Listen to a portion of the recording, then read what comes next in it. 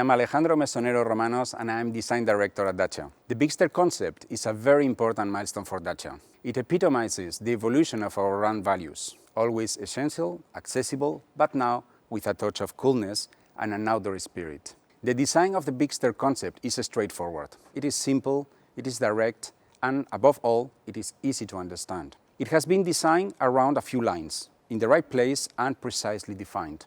I believe that the beauty of the Bigster comes from the well balance of its proportions. The boundaries between the hood and the cabin are clearly defined, creating a kind of boxy and tough look that combines interior roominess with pleasant aesthetics. What I really like in this front end is the perception of width generated by its large grille that includes the Y-shaped headlamps, our new iconic light signature.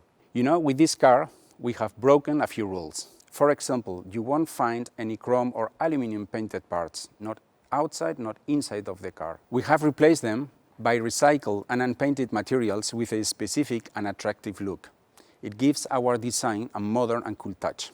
To sum up, we at Dacia, we believe in intelligent beauty. We think that essential and accessible should also be attractive for our customers. And the Bigster Concept is here to confirm our beliefs.